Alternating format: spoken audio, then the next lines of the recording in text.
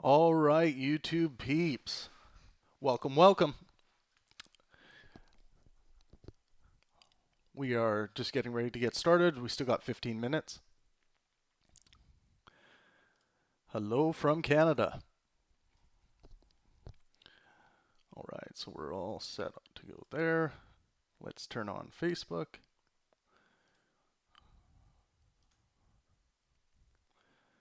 I think I'm going to have Facebook running tonight as well. Oh, it's not going to let me. It's having a problem doing what I was trying to do before. It's really weird. Running multiple cameras. I have to figure that out. I could swap that with that. Maybe.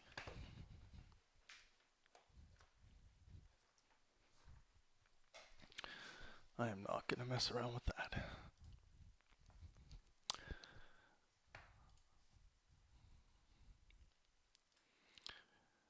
Trying to do before. It's really weird. Oh, this was running. Close that up. Yes, we are going to be continuing watching Jordan Peterson and Sam Harris, number 3 with Douglas Murray, of course. This live stream tonight will finish off that video. I'm also going to introduce you guys, give you guys a first sneak peek at the new Pangburn website, which I'm excited for. I got my That's What She Said shirt on tonight. Oh yeah. For those of you who don't know, I'm a huge fan of The Office with Steve Carell and John Krasinski and all the others. Love that show.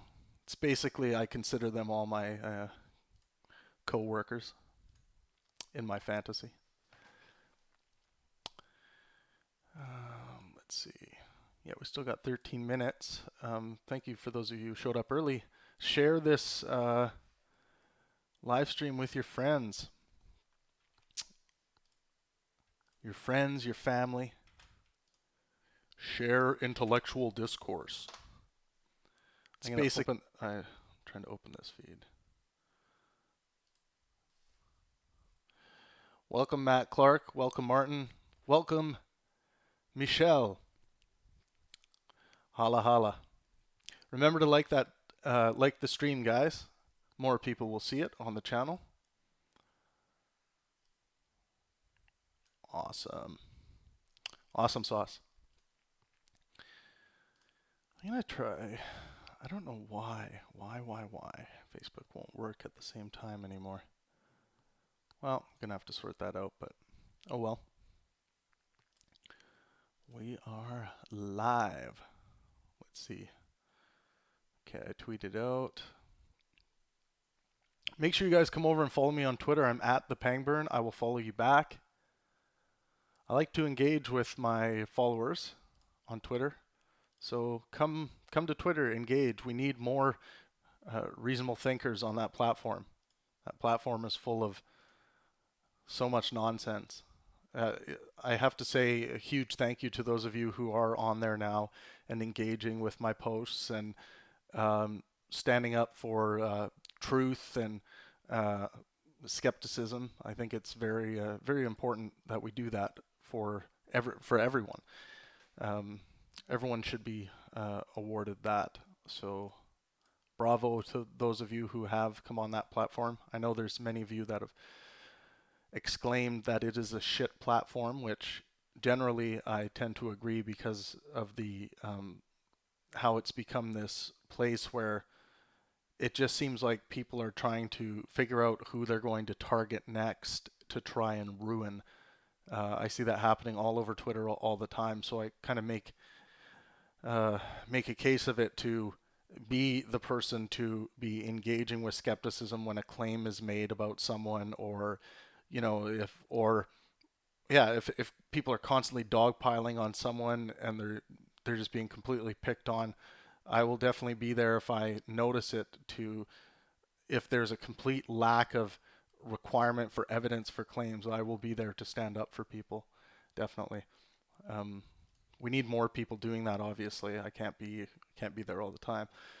Jeremiah Daniel, welcome back. Welcome, welcome. Say hi in the chat, guys, so we know you're here. Tell us where you're from. Uh, Zachary J. Baseman, if you're in the chat now, thanks for the follow on Twitter. I'm following you back. We got 10 minutes until we'll get started. Remember to like the stream, guys.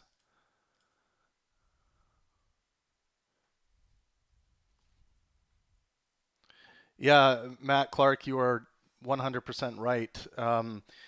People think that if somebody says something that they disagree with, this is why I say we are in this new era of social extremism. They attack the person and they don't attack the idea. We should be engaging in wars, the war of ideas with each other. Attack as many ideas as you want. Go vigorously at it. I would suggest engage with skepticism so that you're not going to find yourself on the wrong side of logic.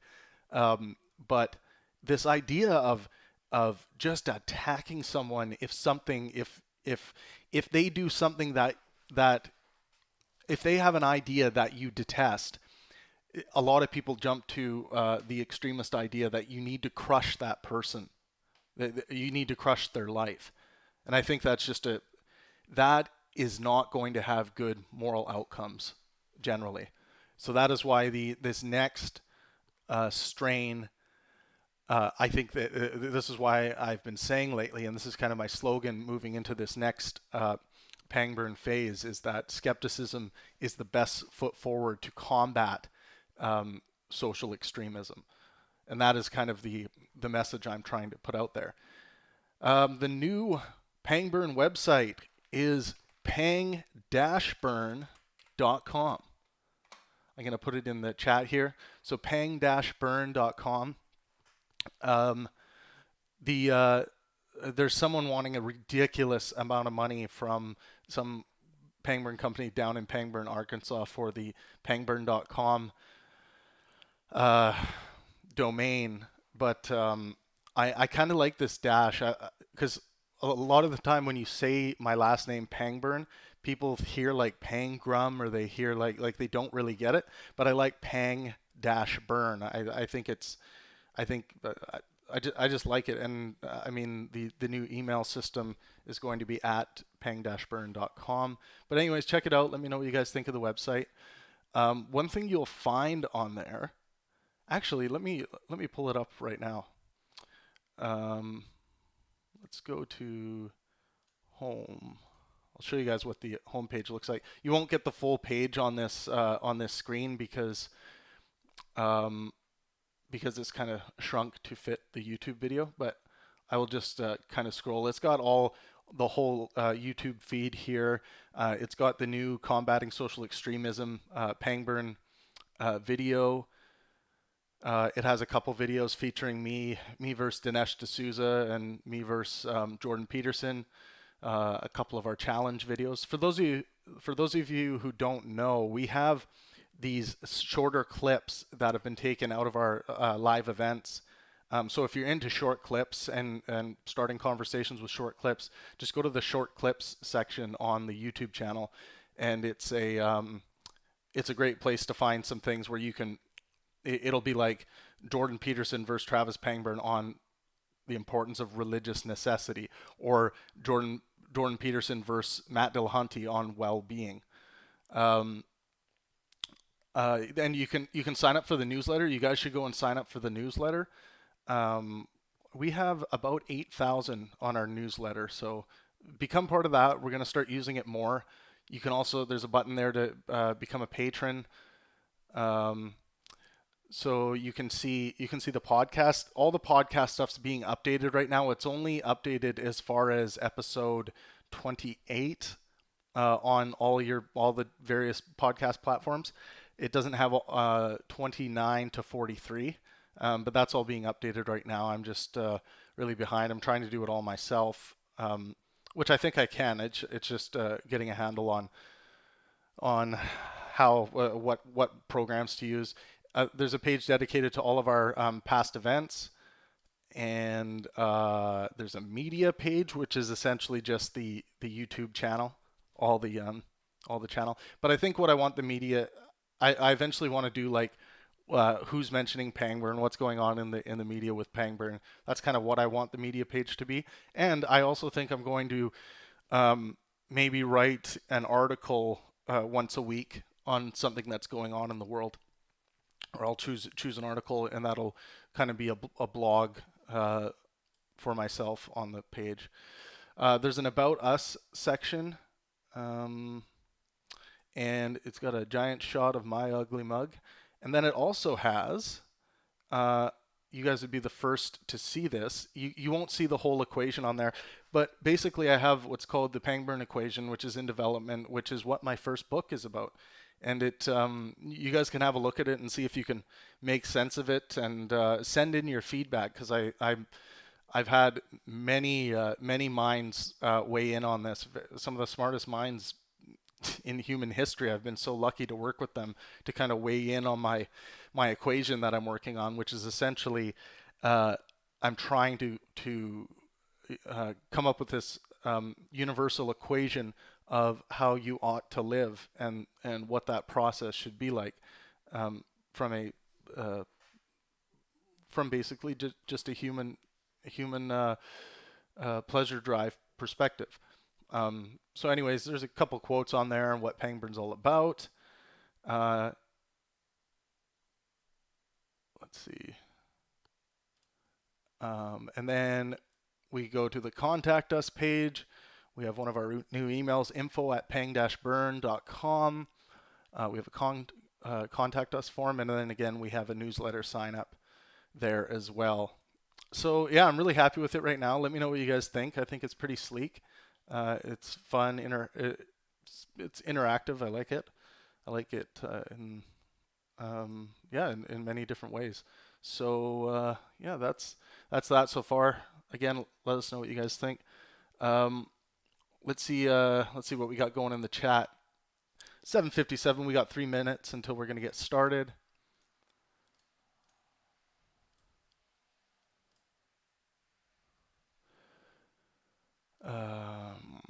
Yeah, let's open up chat. Jeremiah Daniel coming in from San Diego, best city in America, best country. Nice. Nick Chan, SG represent. Matt Clark, New Zealander. Very cool. Awesome. Let's see.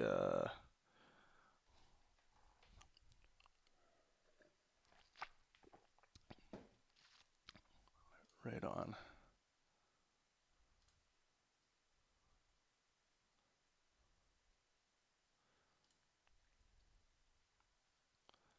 It's so weird.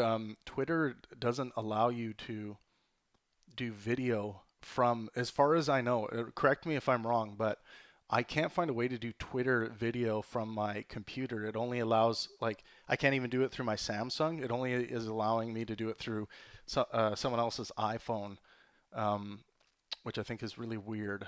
I just think it's really weird. I don't know if that's 100% true, but yeah, I'm just sorting out a way that I'll be able to go live on all platforms at the same time. Make sure you guys hit that thumbs up to help out the stream.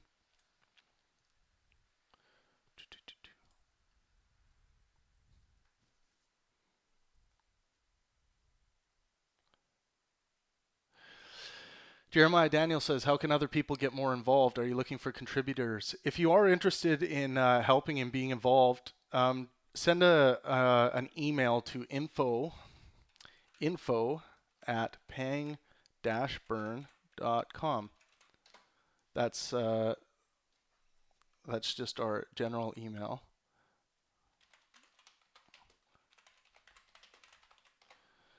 "4444 is back." Thanks. I love this shirt. anytime I go out or anything, I'm usually in an office shirt.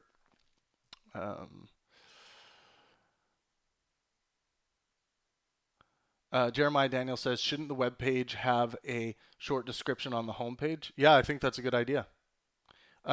Jeremiah, what do you think should hit, like, as far as the description? Do you think the description in the about page should be on the homepage, or what do you think should happen there?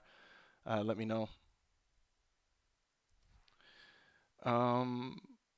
Keith Connolly's back. Welcome, Keith. Welcome back. Says, hey, Trav, coming from Brassard, Louisiana, originally from Marin, Marin. Okay, we are about getting ready to go. For those of you who weren't here right away, I put the new link for the new Pangburn website in the chat, pang-burn.com. Have a look. Let me know what you guys think. I want your guys' feedback. And then again, go check out the Pangburn equation, which is still in development. It's been in development for years now. But weigh in on this is in the about page on the website.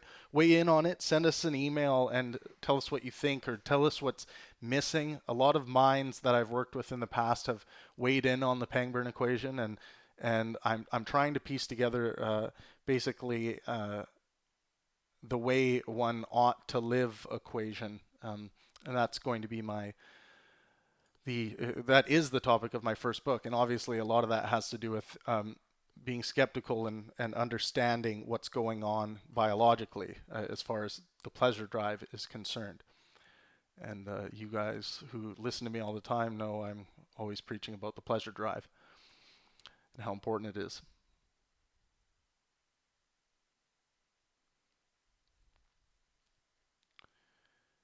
Jeremiah Daniel says the description or something to kind of express what Pangburn is should be on the home page because it's the first thing people see. Awesome. Yeah, I think that's a great idea, and I agree.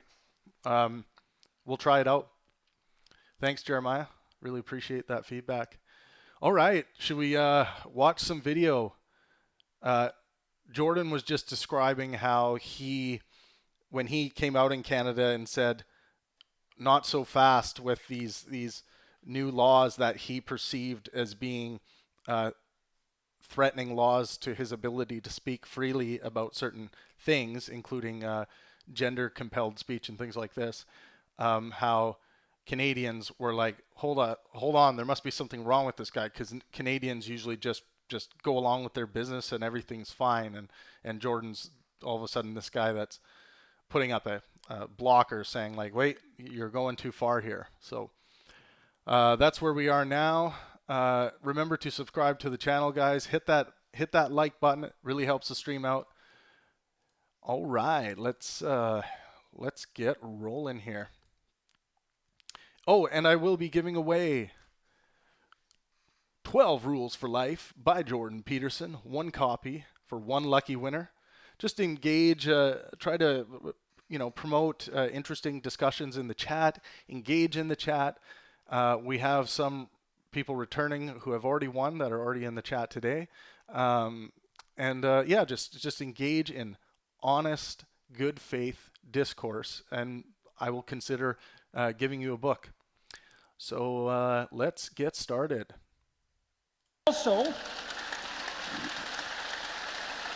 Also, at that point, I had 250 hours of my lectures on YouTube, which was basically every word, in essence, that I ever uttered to a student since 1993, and a huge part of that actually consisted of very trenchant criticisms of Nazis. So it was difficult to pin that on me. But to give my critics credit, they had their reason for vilifying me. And the reason was, if you object, you might be a villain. Okay, so that's steel man number 1.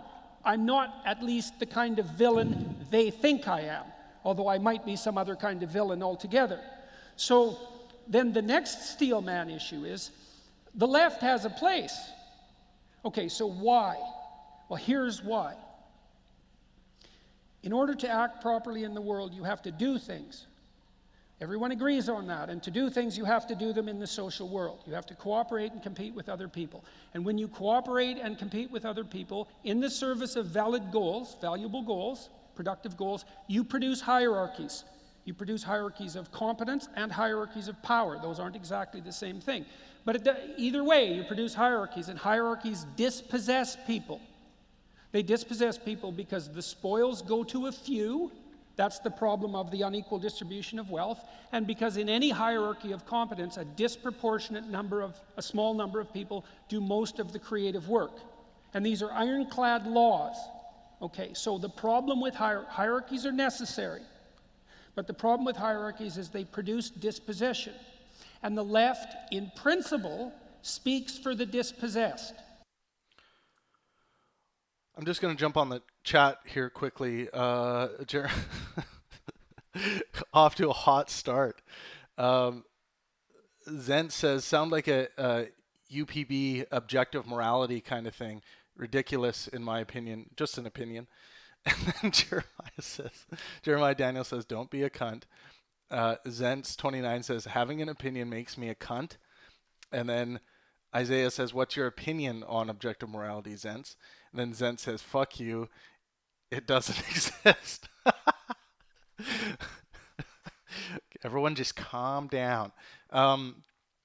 Zents, yeah, I'm not, if you look at, I think you're talking about the Pangburn equation. And if you look at it, I actually don't make any claims about objective morality. Actually, that's not what the equation is about. So if that's what it looks like, you should maybe read a little more carefully. It's more about using skepticism to reflect with your pleasure drive, and then moving from there, and what are the next steps into achieving maximal fruitfulness, and then passing that on to the rest of the world. Yeah, don't let your panties explode yet, guys. We just started.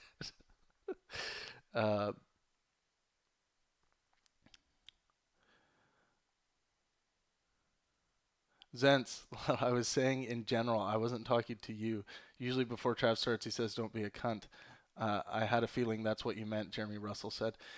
Yeah, so I think what Jeremiah was getting at is, I sometimes talk about the cunt problem. And what the cunt problem is if people are trying to engage in an intellectual discourse, and you have someone in the room who's just there to be a cunt, then they can actually destroy the whole everyone's ability to engage in honest, good faith discussion. So, yeah, that's probably what Jeremiah was getting at. And someone has to speak for the dispossessed. And so when the lefties look at me and they say, well, Dr. Peterson is always speaking about the necessity of hierarchies, and how can we be sure that he's not trying to justify them in their current position and obscure the fact that they tend towards tyranny and deception, which they clearly do? How do we know that he's just not... Jordan hardly breathes when he really gets into it. ...reifying the present power structure for his own aims, and why should we trust him? And that's a perfectly valid objection. Now, I believe it happens to be wrong because I understand the downside of hierarchies, and I also think I understand how to go about rectifying that. But that's why they're objecting, insofar as they're playing a straight political game, right, and not some ideological form of grandiose behavior. So there's one other thing in this which is worth mentioning, which is the perception is that the as it were, aside from, let's say that this is the center of the political axis, and I'm going to have to do this for you, but okay, that's the right. The presumption is that it's just a cliff. Like, if you start by saying, I don't know, I think people should pay smaller taxes or whatever, right, you're there. And you've just gone like that, and then it's Nazism. Right. Yeah. And... Mank Deems is back. Oh, love the comment. Mank Deems says, Jordan doesn't need to breathe. His energy comes from the metaphorical substrate. That's awesome. Jordan does love that substrate. Here's the really weird thing that is because all of this, look, all of this is just a footnote still to the 20th century, and we're still trying to work out what happened and why, and we don't know. And in the history books, do you guys agree with Douglas that a lot of people view anyone who claims to be on the right, like there's like right in saying like the example he just used, there's right in saying like, okay, I'm one step to the right, but I still got my foot on center because I just want to pay less taxes. And then the next step over, you're down to Nazism. Do you think it's that extreme? Generally, the way people think about the right wing? Let me know. The period we're living in will be the post-Holocaust, post-World War II, post-Gulag world, when they were still trying to sort out what happened behind the crime scene tape. Okay. So on the left, there's a very interesting thing, which is that you can go pretty much all the way like this. And first of all, there's not a very wide recognition that you had the Gulag. There's not very much known about that. People don't read Solzhenitsyn, they don't read it. So you can go pretty happily. If you go too far left, you just hit the vegans. But there's actually the Gulag. You might be like... If you go too far left, you hit the vegans breaking into the old farmer's shop. Radical in your fairness. Okay. Yeah. So the problem here is not just they don't know what happened on that side, but it's worse than that. There was a young girl, a commentator on the TV in London a couple of mornings ago arguing about Trump and so on, as usual, not very enlightening discussion. She's arguing with Piers Morgan, and she says, you keep on saying I'm some supporter of Barack Obama. I mean, I'm a communist. She said, I'm literally a communist. Right. And thought, if this girl had said, you should be more careful. I'm literally a fascist, Yeah. Yeah. By the way, edit that one carefully on that. Yeah. No, I'm alive. I should make a clip of that and send it to Douglas. I'm literally a fascist. Live to YouTube. That would be the New York Times headline. Yeah, exactly. Literal fascist admits. But what do you guys think of the New York Times? Like, they get a lot of heat from centrists and the intellectual community, and a lot from the failing New York Times. Awful paper. Obviously, Donald Trump goes after it a lot as well. What do you guys think of the New York Times? Do they just get a bad rap, or do they deserve every piece of shit that gets thrown at them? But if this guy, everyone is busy searching around. Like in Canada, one of the big discussion forums, the Human Rights Commissions found that there were 11 people on this neo-Nazi forum, and it turned out half of them were working for the Canadian government trying to find neo-Nazis. Right. The Canadian government constituted 50% of the neo-Nazis in Canada. So they're scurrying around looking for the Nazis like this, and on the other side, it's like mainstream on the television, yeah, I'm a communist, I'd love to go through all that again. Yeah, this is such a waste of time searching around for the Nazis. It's like there's it's got to be like 1 in 100 million on this planet. It's like finding a needle in a haystack. It's like when people like Antifa are all like, where are the Nazis at this protest? I got to find him. That guy's not on our side. Nazi. It's like, no, it's extremely rare to find an actual Nazi. Well, okay, so here's another problem. This is a really interesting problem. Okay, so you brought out two things, and one is no one knows about what happened in Maoist China or what happened in the Soviet Union, which is absolutely appalling because we should all know that. And so there's obviously a cliff on the left side. Now, I would say actually there is the possibility that as you move farther out on each end of the political spectrum, the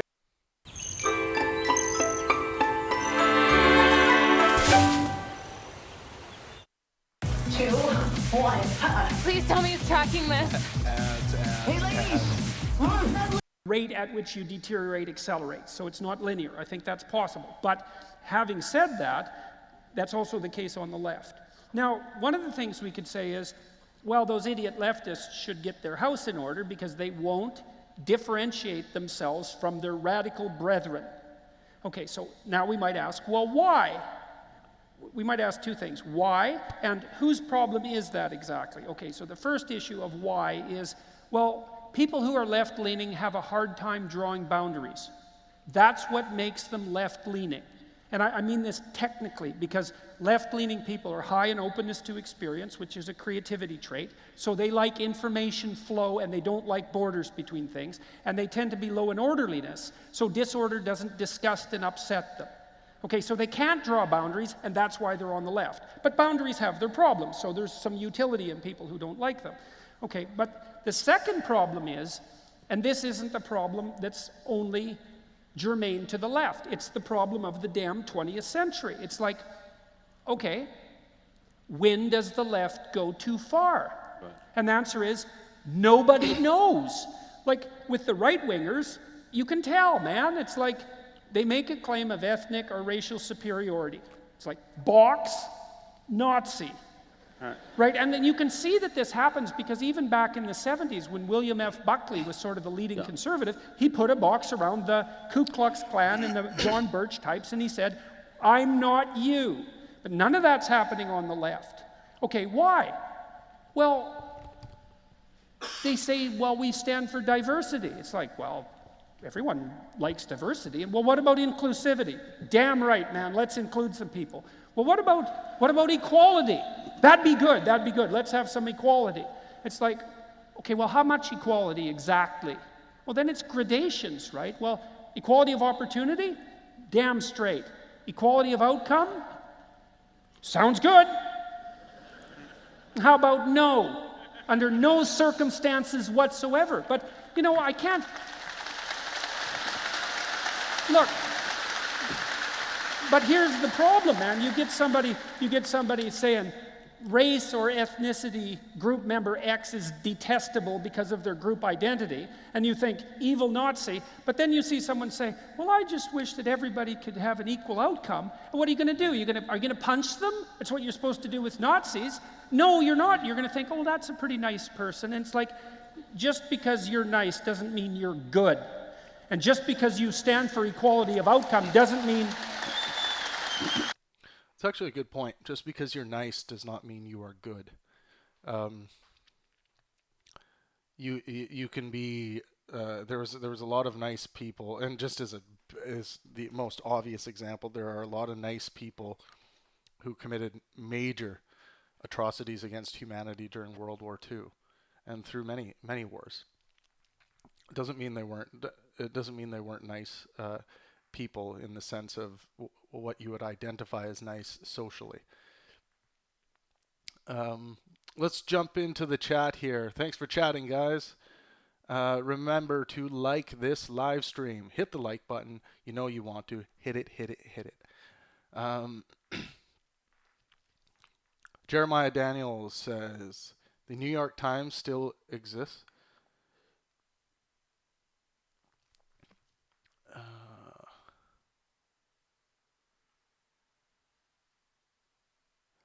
Oh, sorry, I was just getting another notification here. Yes, the New York Times does still exist. Jeremy Russell says a little of both bad rap and straw man. Depends on the writer. Yeah, sometimes people, they'll see an opinion piece and then they'll criticize the paper for printing that opinion piece because it's just really unlettered, illogical piece, and then they ask the editor, like, why the hell would you put this in your paper? It's just a piece of shit. So, but then a lot of people are like, I agree with this. So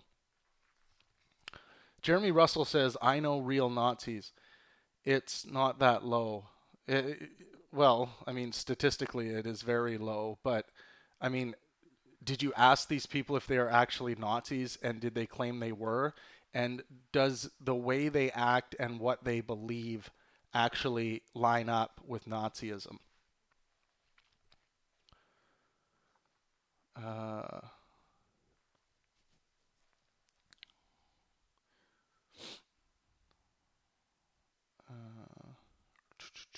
I'm just looking to see what else we got. Jeremiah Daniel says, I mean, the real Nazis are almost all dead. To conflate actual Nazis with white nationalists is pretty dumb. It kind of gives the white nationalists power in a sense. Yeah, people do a lot of conflating. They'll conflate, extreme conservatives with white nationalists, or they'll conflate nationalism with white supremacy. I see that happen all the time. That's a big one. Keith Connolly says, politics does seem to be a direct path to tribalism and black and white thinking. Generally, people make calls on political issues without regard to how deep the issue really is. Yeah, I mean, that's happened all through human history. And I really think if we can do what I want humanity to do is allow skepticism to lead us into this new age, I really see that type of tribalism breaking down. It will no longer be about your group identity or the tribe you belong to. It will be about the content of the argument, what can be demonstrated to be true by a politician when they're talking about what their plans are, like the things that actually do affect the outcome of one's presidency, say. Are the actual demonstrable facts of what they're going to be doing. And those are the things that we rarely hear about, and we don't get into the deep conversations about that. So I see us moving away from that. Of course, these things take so much longer to evolve than those of us who are engaging with skepticism and value it and want to see it play a bigger role in world leadership. But yeah, it just I think it's inevitable that scientific worldviews and evidence-based thinking takes over. If you just look at the last 2,000 years, that's just what has happened. Even overcoming some of the most powerful strangleholds, like ideological strangleholds, like religion, and overcoming that and allowing us to move forward into an age where people don't have to identify with a religion; they can get along just fine without.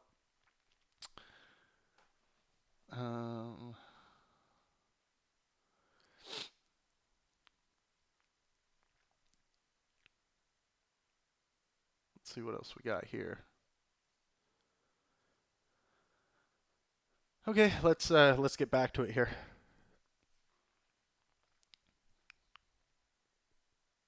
Right, but the thing is, it's a complex technical problem, right? Because it looks like you need a multivariate equation to define pathology on the left. It's like, well, if you believe this and this and this, and too disproportionately, then we have to put a box around you.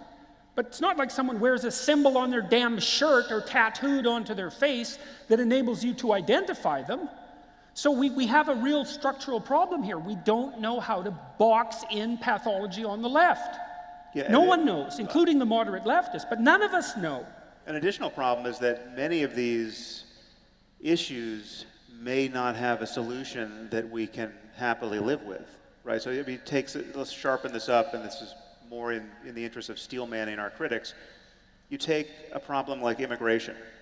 Right now, the intuition that's driving the left. I mean, let's take the extreme case of an open borders ethic. But borders are illegitimate. Borders are just in principle a sign of selfishness and xenophobia and unearned privilege. Right? None of us can take credit for the fact that we were born into the societies we're born into. And yet we have all of the advantages of having been born there. And so it is with all of you. I mean, none of us are currently living through the civil war in Syria now. And that's a good thing for all of us. And so the concern here is that the moment you say, well, immigration is potentially a problem, right? We can't just throw open the borders to all of humanity, because what would happen? What would happen is people would continue to cross those borders until the level of well-being in the developed world diminished so much that there was no reason to cross the borders anymore, right? I mean, it would be like just like some principle of osmosis, right? So. Okay, so Yeah. so it's even worse than that. Oh, So, sorry. but the concern is that this is totally, ethically speaking, this is a totally illegitimate situation. I mean, and to shine a bright enough light on any particular story in Syria, say, I mean, you give me the right family with children, and I learn enough about them and their plight, and I recognize within 30 seconds that if I were them, I would be desperate to get to Dublin or New York or San Francisco or anywhere but Syria, right? And it seems like a completely, it seems evil to in any way perpetuate this lottery, where you pulled a bad ticket, and sorry, this defines the rest of your life and the lives of your children, and there is no bright line where any of us, well-meaning people, wherever we are on the political spectrum or wherever we are in any other question, there's no bright line where we can say, aha, that's the solution that we know is ethical, that we know we can defend against all comers, and it can survive every test of narrative. I mean, this goes straight to the power of stories. You tell people a compelling enough story about one little girl, and it changes policy. I mean, isn't that what happened to Angela Merkel? I mean, she just was faced with one denied refugee, and all of a sudden the policy for Europe changed. And so this is, again, I'm not saying there's a solution to this, but this is the fear, that there's an imputation of callousness on the part of, I'm now speaking specifically to you, Douglas, because this has been your issue more than ours. Yeah, how callous must you be to be worrying about immigration? And that's obviously there's a counter argument from the right side, but there's an ethical core to it that is difficult to dismiss. And this is something which, I mean, it's not just that issue, it's almost every issue. We were talking a bit about this at dinner, that I think that's why immigration is always such a hot topic in the West, because of that ethical or moral dilemma that is proposed. It's like, oh, we have tons of room in this country. It should just be open borders and let whoever come in.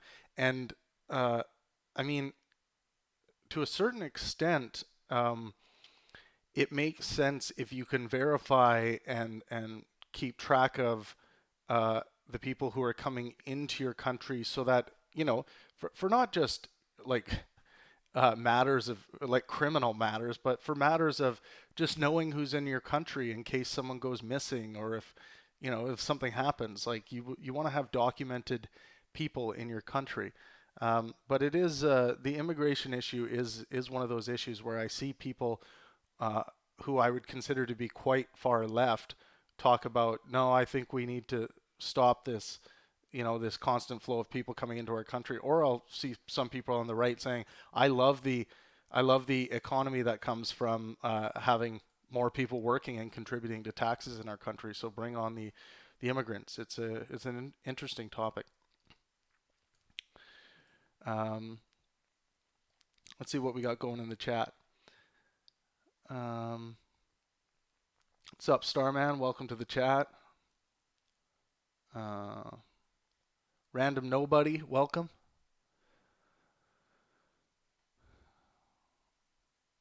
Let's see. Lithium Lollipop, welcome. I need to look like Douglas Murray. Jeremiah Daniel, quick, someone write a modern version of Plato's Republic, but better, LOL. Yeah.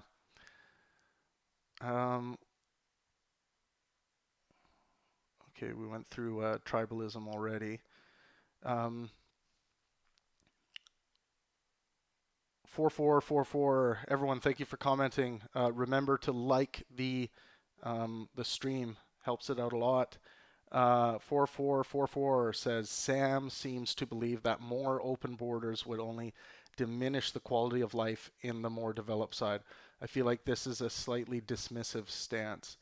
I don't think that's what he was claiming. I think he was claiming that finding out where that line is whenever you draw that line, there will be narratives where there will be moral narratives where you'll be like, how could we not let these people in? It's like, well, we're at our cap. It's like, really? But we have so much room left, and I've been so emotionally affected by this story.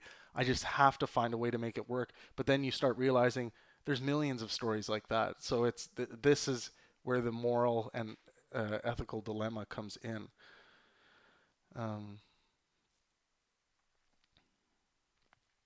Road Camelot, thank you for commenting.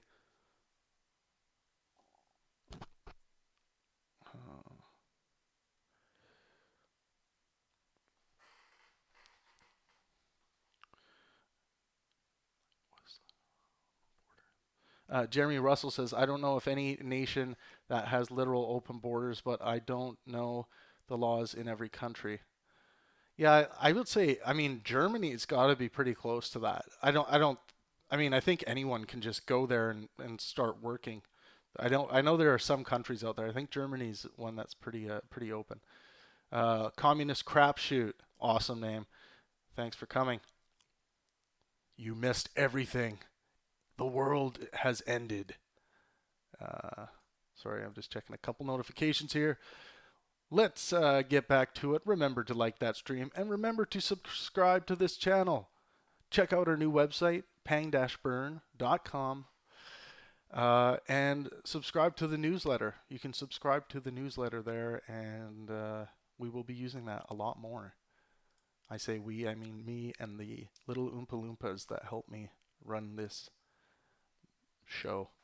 Seem not to be, well, we just aren't ready for the communications age we're in. Mm-hmm. Right. And we're just not ready for it. Our brains are not yet able to cope. Let me give you an example. The notion of private and public speech that's just basically evaporated. So that this is the problem. Try out an idea with your friends. Just throw around an idea. We've all done it. Throw around ideas with your friends if even one person is videoing it and might post it. This is the world we're all in. It's too dangerous to try things out for most people. That's a problem of no borders. And so this is it. So we are always vulnerable that for instance, most people in Europe, for instance, want borders. I mean, like overwhelming majority. Douglas is making a very interesting point here, but my response to everyone that talks to me like this, I've spent a lot of time with celebrities in the intellectual community, and they talk about, well, I guess I shouldn't say that, or I guess I shouldn't try talking about that publicly because it could get me in trouble. How can you be a public intellectual and have that border in front of you? It is unacceptable for someone to believe that they cannot think and speak openly about ideas that they have coming into their mind for fear of being dogpiled on social media or completely ripped apart. And of course, it's different if you're working for another entity because they could just fire you for whatever reason, right? But if you're your own author and you're your own speaker, you own your own brand, you want to have an audience that can take it if you say something that upsets them. You do not want to build an audience around this idea that if they feel triggered enough, they should go and attack your character and try to destroy you online. Don't buy into it. You don't have to. Why do any of these intellectuals think that they have to buy into this system? It is. I've never bought into this. I've never bought into this idea that anything I say, I've built my own company and I've built it in a way so that I'm not relying on any investors coming in. So I'm basically I say what I think, and I'm happy to talk to anyone about anything. But there's so many intellectuals that I couldn't talk to that person because I'm going to get in so much shit from my audience, and it's just like, well, why are you so worried about getting shit from your audience? Why wouldn't you use that as a time to teach and to show that It's okay to be wrong and think open about ideas, or potentially be right about a new idea, a better idea. This is the kind of shit I want to fight. Social extremism. Uh, someone like Sam Harris, who's quite left, in my opinion. I mean, he's center left, but I would say a little further just by spending time with him. And he'll have someone on who's not left, and he'll have a conversation with them, and some of his audience will go and rip him to shreds, and you can't take that shit seriously. This idea of cancel culture, all this crap, don't buy into it. Just move past it, eradicate it with skepticism. It's not that hard. So let's say Jeremy Russell says, you have Oompa Loompas. They unionize yet? Oh yeah, they've tried to unionize, but then I just fed a few of them to a vermicious Kinid, and then they shut up about it. So now they just work 24/7. 44 says, I guess it's more responsible to operate cautiously than hopefully when dealing with national security. Good point, guys. Let's see. Keith Connolly says, Sam's superpower is picking the most appropriate analogies. Yeah, he's very good at that. A well-placed analogy bridges gaps in separation of perspective. Too true, Keith. Too true.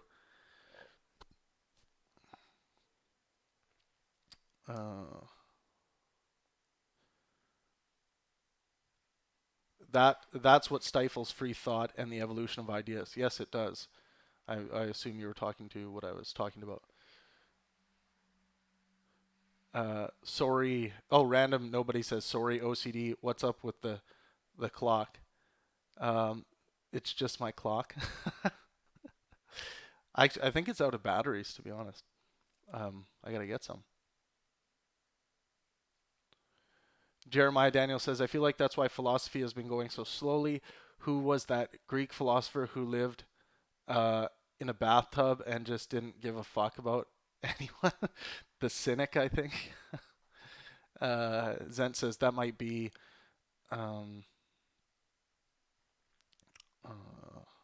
living in a tub sounds gross. Yes, it does.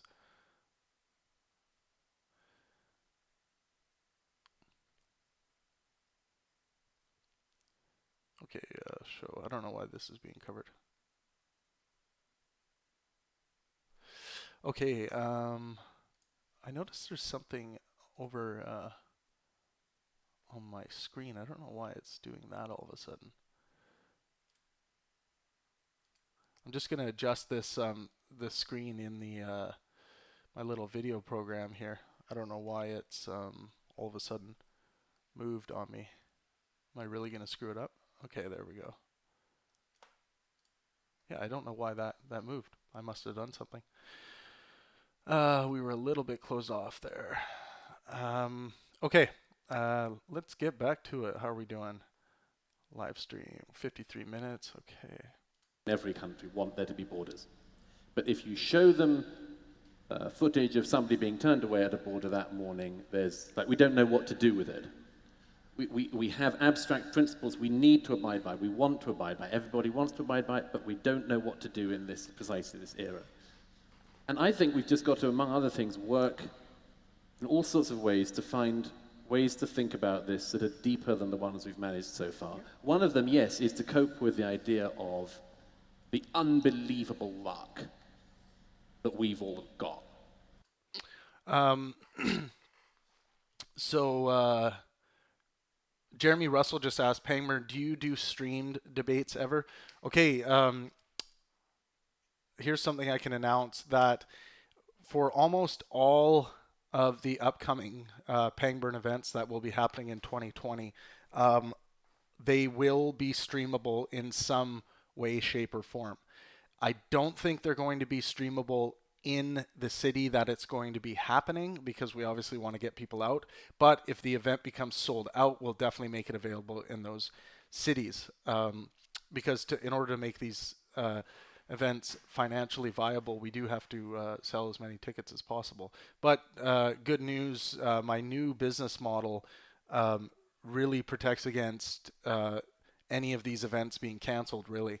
All of the big headline speakers I work with, my new policy is to offer them net percentage deals as opposed to straight up guaranteed cash deals.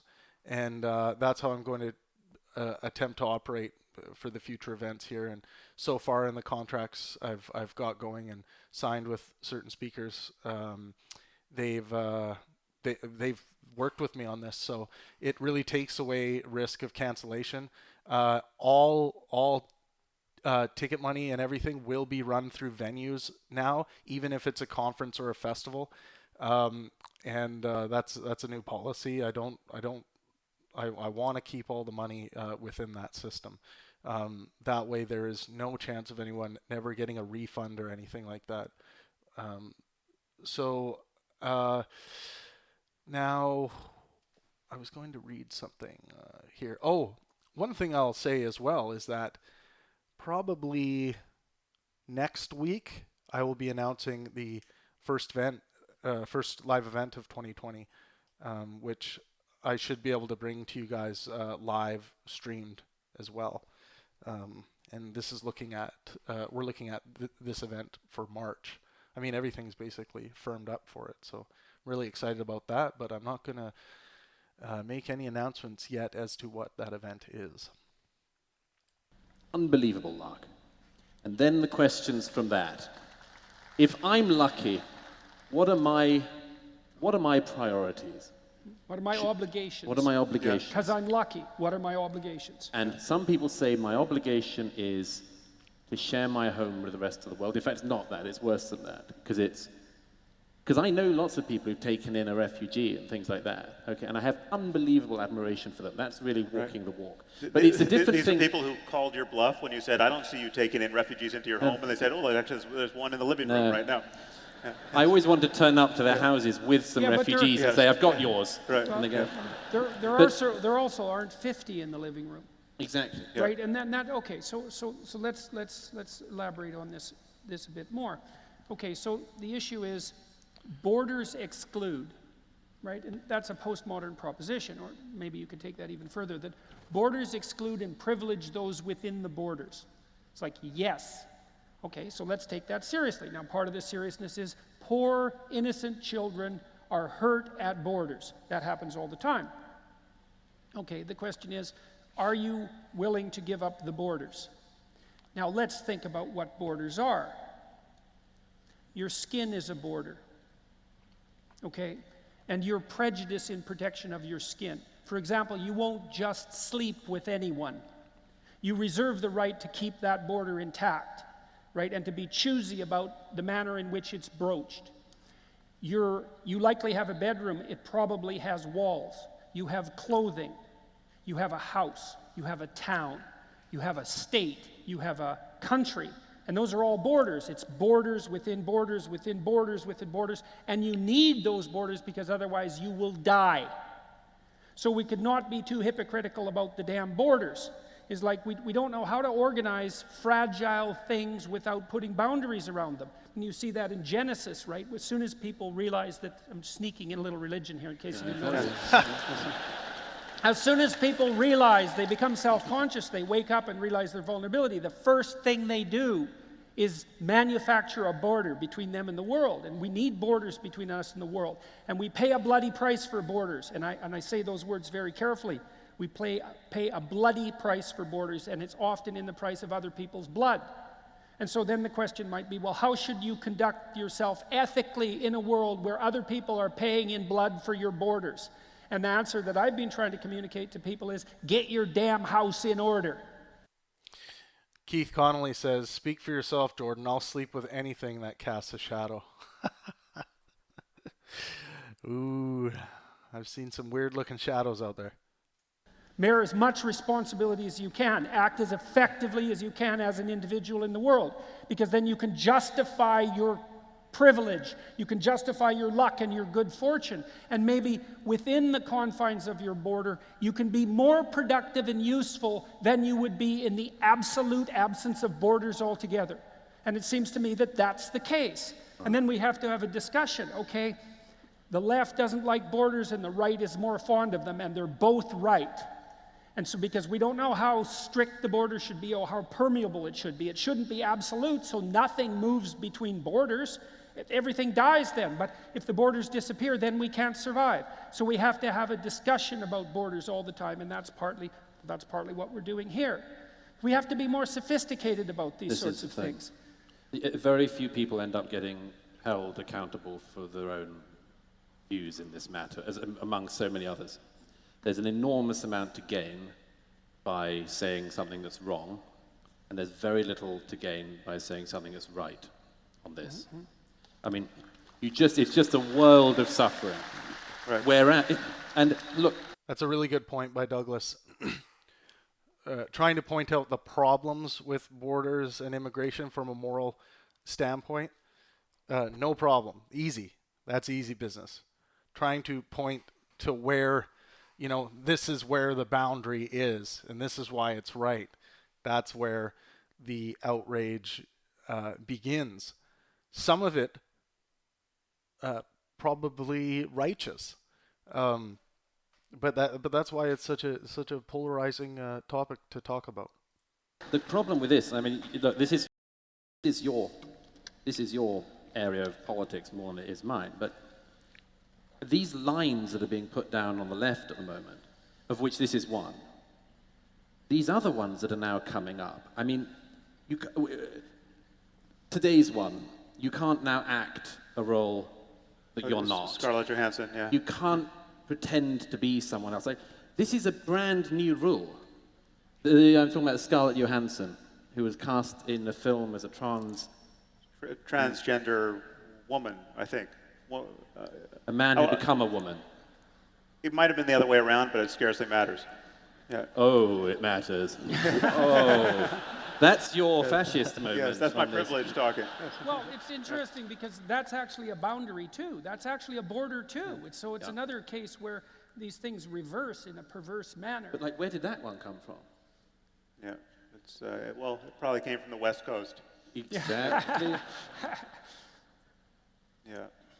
Well, Duncan Dees, welcome back. It seems to me that we need to somehow get comfortable with the increasingly public moments of uncertainty on topics like this, because so much of safety, reputational safety, as you were just alluding, is predicated in the public sphere in either pretending to be certain or falsely being certain on a safe answer, a safe and wrong answer to a complicated and important question. Well, part of this is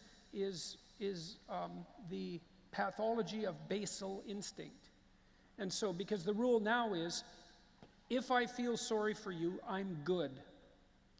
Right, and so let's say there's a complex situation that requires a tremendous amount of adult cognitive computation to solve, like what do we do about the borders? Because tearing them down is not the answer. Well, the person who stands up and says, well, I see someone who's hurt by a border and I feel empathy for them, then immediately says, therefore I'm good, which isn't so bad, but therefore I'm also morally superior to you. And this is one of the true pathologies of the empathic collectivists, is that they presume that their reflexive empathy marks them out as morally superior. And that's appalling, because part of it is, it's too easy. Just because I feel sorry for you doesn't mean I'm good. Partly because I can feel so sorry for you that I'm actually harmful to you. And that's what happens in the case of overprotective parents, for example. So, all right, let's go back to the chat. Thanks for chatting, guys. Hit that like button. You know what to do. Like it, like it, like it. Let's see what we got here.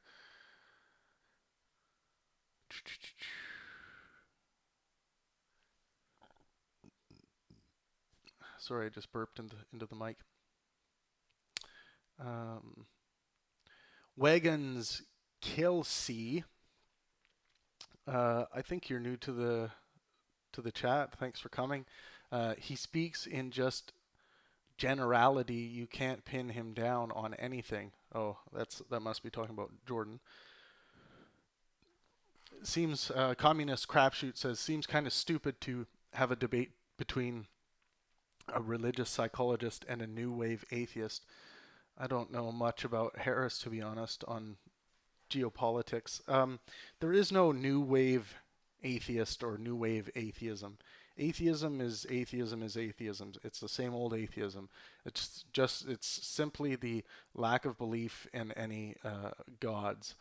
So essentially, if someone makes a claim these gods exist, and you say, "Oh, where's your evidence to prove that?" and they provide what they think is evidence or bad evidence, and you're like, "I don't think there's enough evidence to justify belief, so I don't believe." That's atheism. There's nothing else that comes along with that, and it hasn't changed. Jeremy Russell says, if they are being rationalist, it should be fine. Communist crapshoot, it's just not either person's area of expertise. Isaiah, thanks for commenting, says, in principle, it does exist. Sam has demonstrated that. In the practical realm, I think people can't grasp it based on conventions and other factors. I think you guys are talking about objective morality. Jeremiah Daniel says to Zentz, I mean, morality is arguably just a social classification of, well, I would say social label, a social classification of acceptable behavior within a society. Morality might just be an abstract concept, but the behaviors are very much real. Duncan D says JP is non-religious. Oh, Duncan. As long as Jordan Peterson continues to engage with concepts of God, even if it's metaphorical, and tries to, make scripture happen, like keep scripture going, he is being religious. He is engaging in religiosity. That's how it's defined. Communist crapshoot says bullshit, Duncan D's. I think Duncan D's comes back. Duncan D says he believes in natural evolutionary psychology and morality. Yeah, you can still believe in those things and still be religious. There's millions of people that believe those things and are still religious. Jeremiah Daniel says, yes, metaphorically religious, which is ludicrous and why I can't take him seriously. Starman says, he's not that kind of religious, he's this kind of religious. Yes, in quotations. Duncan D comes back again and says, he's not religious. Then 4444 says, JP is religious. Okay, Duncan, this would be a good time for you to demonstrate your claim that he is not religious, because you have adopted the burden of proof, my friend. Jeremy Russell says he has stated on the record he believes in Jesus. That makes him a Christian, which means religious. I suppose I concede plenty Christians are barely religious. Yeah, I mean, if you have evidence that they are following a religion or using religion in their worldview, then that's religiosity. That's engaging with religion. That's being religious. Jeremiah Daniel says, someone define religious because semantics is a bitch. Oh God. Conversation about definitions. I've kind of outlined what religious is here. Some people define religious as the tendency to be dogmatic. That's just wrong. You can be religious without being dogmatic.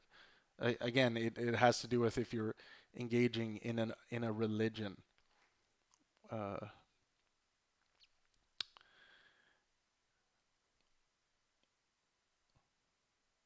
Okay, you guys are having a great chat here. This is awesome. Keith Connolly, thanks for commenting. Patching an identity of immigrants as strong-backed cooks and farmers reduces them. Immigrant labor is exploitation, yet people fighting for them want us to thank them for their work. Duncan D says, historians teach about religion. Does that make history religious? Well, there's religious history if you're talking about the history of religion. Yeah, Zentz 29 says no true Scotsman. Yeah, people get into the no true Scotsman fallacy lots when they're saying, well, that's not actually a religion. They're just doing this. Like, it's their religion isn't real. My religion is real. It's like, yeah. Jordan doesn't just teach about religion. He creates his own religion based off of Christianity. It's not his own religion. It's just, I would just say it's Christian apologetics, coming at it from a different angle, from a non-literal, non-scientific existence perspective. All right, we are at, I think we're at, what are we at here? We are at 110.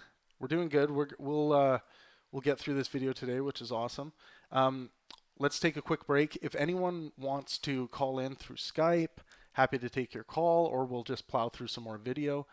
And I will, when I get back, I will pick a book winner out of those of you who have been engaging. And again, the book up for grabs today is 12 Rules for Life by Jordan Peterson, bestseller. I'll be back in 1 minute. Remember to like this stream, guys. Thank you.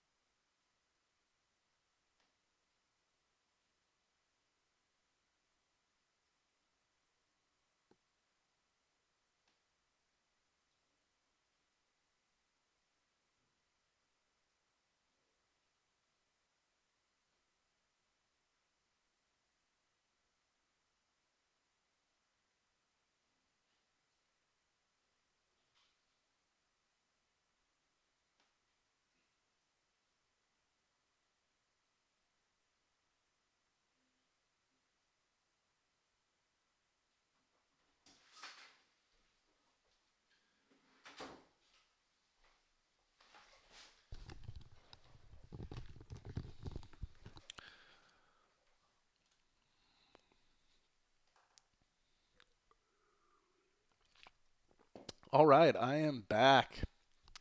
I'm back.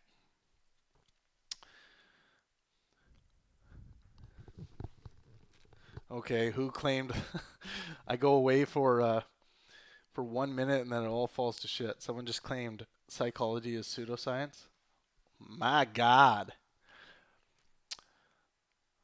Um,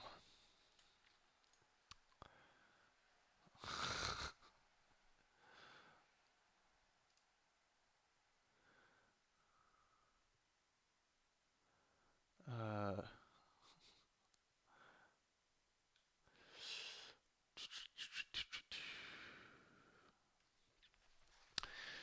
all right, I am back.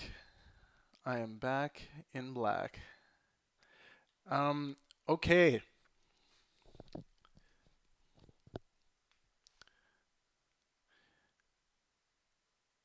Let me, I just need to check something. I need to remind myself who has won a book here and who hasn't.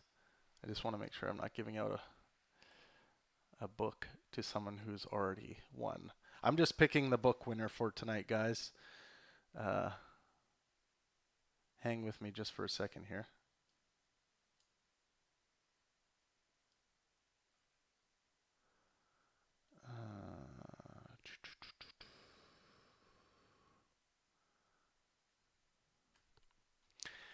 Okay. So I have selected my winner for tonight. And the winner of 12 Rules for Life by Jordan Peterson is, drumroll, Keith Connolly. Keith Connolly, always in the chat, always killing it. You have won 12 Rules for Life by Jordan Peterson. You guys know the drill, but for those of you who don't know, if you win a book, just head over to the Pangburn Facebook page and send us a message through Facebook with your address and remind us which book you won. Everyone say congrats to Keith. That's awesome. Keith is here a lot, engaging in intellectual discourse. These live streams have been getting quite a few views on the channel. I've been impressed with them. So I really appreciate you guys coming around and chatting. Remember to hit that like button on the stream, if you would be so kind.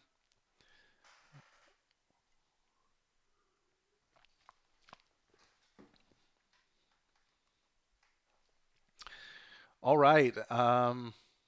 My energy's a little bit low today. I did not sleep the best last night. There's just been so much going on with work. So many things going on. Planning so much for 2020. There's a lot of humanitarian things I want to be doing as well for 2020.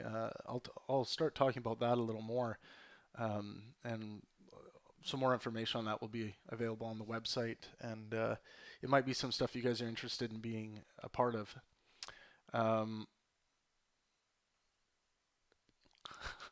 Old Uncle Bob, welcome. Old Uncle Bob says, God spoke to me this morning. He explained to me that he is absolutely a myth. Well, there you have it, guys. The debate's over. Might as well shut it all down. Oh, wait, we still have 10 minutes left on the video. Let's watch. We know perfectly well that Keith Connolly says, woohoo, but I already have it. Thanks, guys. Skip me this time, though. Keith, do you have Enlightenment Now by Steven Pinker? Let me know if you have Enlightenment Now by Steven Pinker, and we can swap that out. We can swap that book. That one is definitely worth the read. Keith, just let us know in the comments. I'm just going to grab it so I don't forget.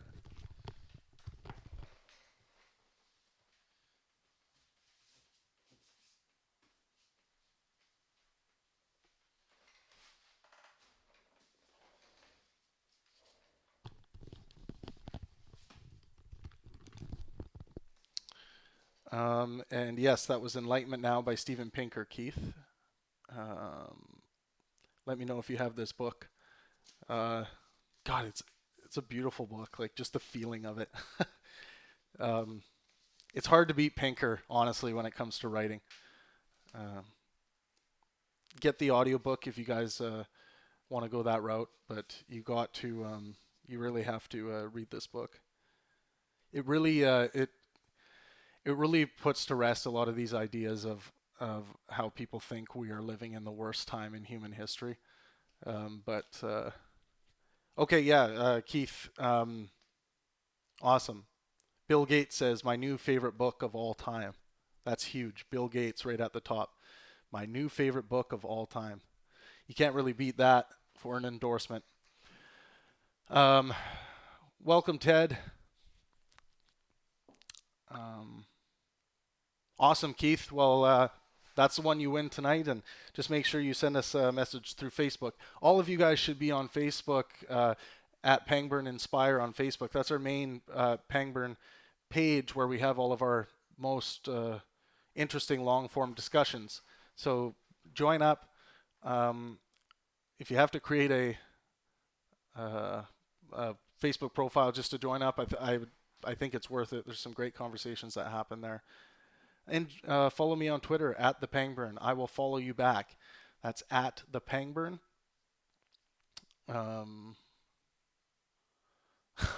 4444 says, okay, but is it on Oprah's must-read book list?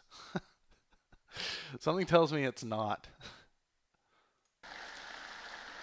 that empathy is not an untrammeled moral virtue. It has to be tempered by other virtues, and carefully tempered by other virtues. And so we have to stop allowing. Someone just joined named I Want to Gank Freighter. Says, this is so autistic. Laugh my ass off. What is so autistic? In our public discourse, the unquestioned assumption that just because I manifest more pity in the moment than you do, that I'm somehow a morally superior individual. Yes. In fact, not only do we have to question that, we in fact have. Yeah, Jordan's getting at something interesting here. One's level of outrage to many people means that's their moral superiority coming out to trump yours because you're not as outraged about a proposition. And that's what this level of social extremism and social outrage and just personal outrage has become. It's like if someone says to you, have you seen what's going on down in the States with this immigration issue? Oh, I just want to go down there and punch Trump in the face. And then you're like, well, I don't want to punch Trump in the face. Yeah, immigration is a difficult thing to manage. And they look at you and they say, how are you not more outraged about this? I mean, I would expect someone as moral as you to be completely outraged about this. It's like, this is an example of shit that happens all the time for people that think that the level of one's outrage is their level of moral superiority. And that's just not true at all. We have to deeply question it and say, what makes you think that you're just not taking things too far right there? Because there's just as much error on the side of too much empathy as there is on the side of too little empathy. And that's a hard thing for everyone to learn because empathy feels so good. Like if you feel mercy towards a suffering child, it's like that is kind of an indication that you're an ethical person. But that's not the basis for complex and sophisticated foreign policy. Well, we know it isn't because we know our empathy diminishes in an almost linear way with the numbers of people to empathize with, right? So we spoke about. For those of you who don't know, this says so in the description on this video, but we did have 8,500 people in a sold-out arena for this event in Dublin, Ireland. And I am working with a correspondent. It's been a while since we've traded emails, but I'm working with a correspondent to try and get this event put into the Guinness Book of World Records because they're pretty sure that this is the biggest, most attended live intellectual non-political ticketed discussion in human history. They're pretty sure of it. So I need to follow up on that more, but some things have taken priority recently in my life, but yeah, I do want, if this is in fact a record, I want it to be in the Guinness Book of World Records. I think it's important that an important piece of history that I think should be there. This one night in Vancouver, but this has been tested where if you tell someone about the plight of one little girl, you will elicit the maximum empathic response and the maximum of an altruistic response. They'll give the most amount of money they're going to give to any cause to one compelling story to save one little boy or girl. Welcome back. What's on second? No, we will do the London event next because that was the fourth meeting of Jordan and Sam. I want to see if I want to gank Freighter. He said, "This is so autistic." I was interested to see to know what he was talking about. That was just a very out of nowhere comment. Uncle Bob says, "In lieu of evidence, I direct you to my convincing outrage." Yes, old Uncle Bob. Great comment. In lieu of my evidence, I direct you to my convincing outrage. Level of outrage. Yeah, that's true. But if you start adding boys and girls to the one, keeping the one the same, people's empathy degrades and their altruism degrades. So empathy is non-quantitative almost by definition. It's also partly because in your life, if you see a person in trouble, Yes, it you falls might on be you able to to do help. something Yes, about right. them. But if you see a 100, million yeah. people in trouble, Yeah. what you should probably do, at least to begin with, is run. Yeah. And I mean, what are you going to do? Maybe you could give $1,000 to one person, but if you divided that up among a million, all that would happen would you would have no money, and they wouldn't be any better off. But this is to say that so much of moral progress today entails unhooking from the highly salient empathy-driving story and connecting with the actual quantitative reality, to learn that it's 500,000 people dying every year from heart disease or whatever it is. Okay, I'll keep this Or rolling. there's 500,000 people dying in this famine. The fact that can't be made sexy for our news cycle, right? The fact that we lose attention is something we have to figure out how to Well, correct. it's also akin, it's very interestingly akin to your objection that you raised before, is that there are adult forms of solving problems that aren't akin to children's play, which is something, by the way, I agree with, because I don't think that the manner in which children organize the world is the end of the way that things should be organized. It's the basis for some of the organization. But this is akin to the same issue, is that the basal motivational responses, the emotional responses, no matter how well-meaning, aren't of sufficient conceptual sophistication to deal with incredibly elaborate and complex systems. And then you have another problem too, is that, well, that's really troublesome for people because they want to do the right thing globally. And then you tell them, look, you don't know anything. You don't know how to take this insanely complicated system that we have and improve it. And just because you're feeling pity doesn't mean that you're an expert in the retooling of hydroelectric systems, for example. And there's one straightforward way to do that. I mean, I'll give you an example. There's a brilliant Kurdish demographer who's a Swedish citizen now, who cited this fact that it costs the same amount to bring one refugee and keep them in Sweden as it does to look after 100 refugees in Jordan, Turkey, or Lebanon. Okay. So the obvious thing from that is you say, look, it's madness then to be, for instance, bringing in thousands of refugees to Sweden. You could be looking after hundreds of thousands of people in the region. Charged twice for your tacos last Tuesday? Capital One can spot it for you. This Why stream is that is brought to you still by a Capital tainted One. argument? It's because I people wish. aren't sure you're not going to smuggle in racism with that. That's why.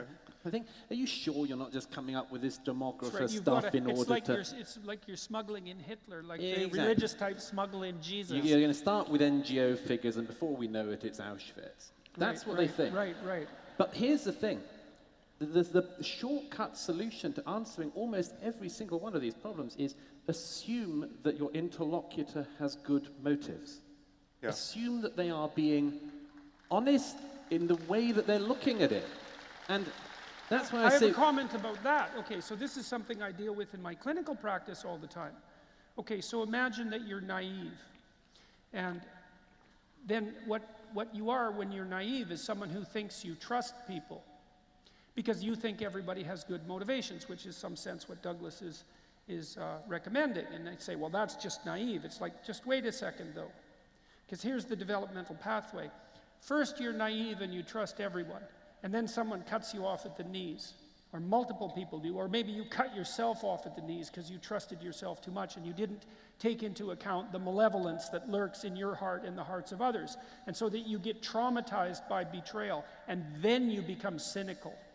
And you think, Jesus, I'm a lot smarter now that I'm cynical. And you are, because cynical is actually a move up on naive. But it's not the last move. The last move is to transcend cynicism and to say that even though I know that there are just as many snakes in your heart as there are in my heart, I'm going to hold out my hand in trust because that's the best way to elevate both of us. And that is the prerequisite. Yes, Jordan is so right here. You do have to overcome cynicism. There's usually a transition for people who are going from literal interpretations of the Bible or of any religious text. When they lose their faith in this, usually cynicism is the next step, and overcoming that cynicism and replacing it with skepticism can be very difficult. And a lot of people get those mixed up a lot, cynicism and skepticism. And cynicism is just not useful, but it is, I agree with Jordan, is better than being naive. Let's get back to the chat here. What do we got going on here? Let's see. Zents29 says, I'm pretty sure Sam just contradicted his whole objective morality thing in a single sentence. Well, Sam talks about some objective truths that we can learn about morality if we equate morality to well-being. If when we're talking about morality, we accept that we're basically talking about well-being, then there are things we can look at, like drinking this cup of poisonous acid would be detrimental to my well-being because it's probably going to kill me or make me sick. And if it kills me, I won't be being anymore, so I cannot have any well-being. And suffering or sickness is moving in the wrong direction of well-being. So this is what Sam's talking about when there are objective rules to well-being. But you have to first accept the premise that we are actually talking about well-being when we're referring to morality, which I think is the case. I think morality essentially is the pursuit to be well as as an individual and as a society. And that's why Sam wrote The Moral Landscape, and that's why well-being is a big part of that, and minimizing suffering a little bit, but it's more about just moving to be well. And there are objective statements we can make about that. It's like chopping your head off would not be in the best interest to you when considering your well-being. And some will say, well, maybe I was depressed. Yeah, but depression can be overcome. And if your head is chopped off, you are no longer being anymore. So that is anti-well-being. So this is what Sam's talking about in The Moral Landscape. Let's see. We were going. Let me keep going here with the chat. So basically, let's see how you think Sam contradicted himself. Maybe you clarify. Jeremiah Daniel says, I'm missing this conversation because I'm trying to buy the damn book. I welcome being proven wrong. See, this is so Zents. You say I welcome being proven wrong. Make sure when you're forming a claim to make sure that your claim is logically sound and based in the evidence of reality, so that it's very unlikely that your logical system and your skepticism has failed you. That's going to be very unlikely if you're using those tools correctly. So someone just simply proving you wrong is going to have to basically go through your evidence and see where you may have failed in your premises leading to your conclusion. Jeremy Russell says morality has so far been morality. I think he's saying so far has been relative. We have yet to discover a potential objective moral statement. No, I've given you that. It depends on what we're talking about when we're talking about morality. Again, linking, and I gave you my argument as to why it's a smart way to go about linking well-being to morality. Zents29 says, fuck the book, just listen. Duncan D says, Zents, can you elaborate on that? Let's see. You guys are, this is great, honest, good faith discussion happening here. This is what needs to happen more. You guys need to come on Twitter and help train people into how to have a decent conversation. Follow me at the Penguin. I will follow you back and engage with my stuff. I'll engage with your stuff.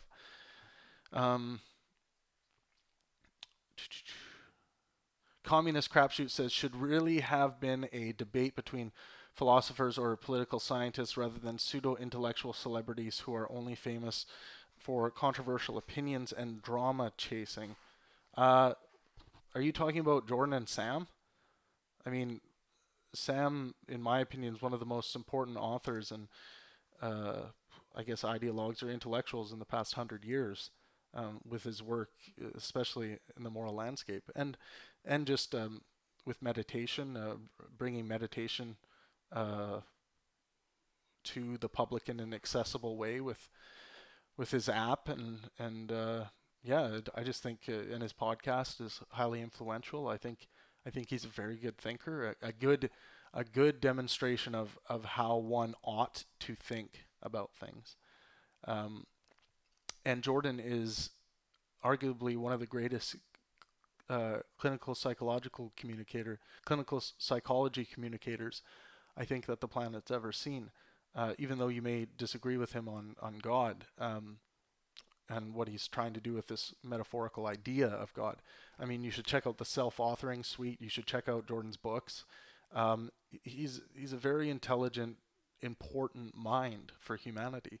And I think he is far from over from writing some of his best material.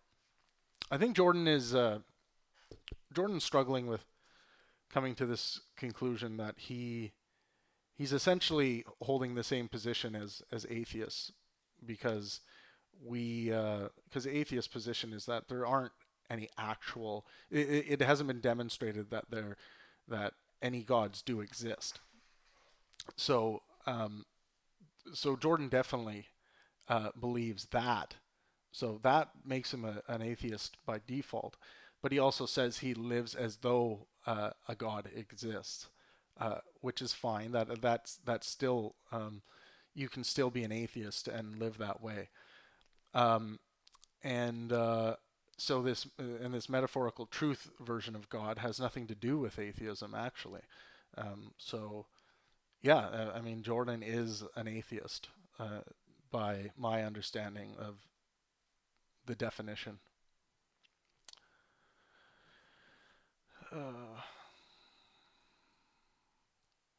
Let's see. Jeremy Russell says Noam would be a good addition, but I think he would lose his famous composure. Noam Chomsky, I think you're talking about. Zents29 says, I can elaborate. Can you give me a minute? I got to piss like a mofo. Thanks for checking, or thanks for letting us know. Let's see. Let's see if anyone's responded to anything I've said.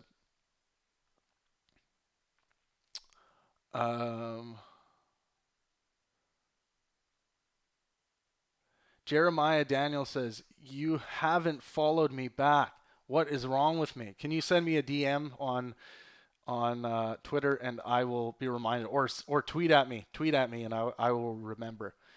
Duncan D says, so let's see. Jeremy Russell, the higher level function is objective, but of course the results are subjective. The results are subjective. Well, I mean, results are I mean, we can build a model around results, a result, and why that result happened. So I don't know what you're getting at.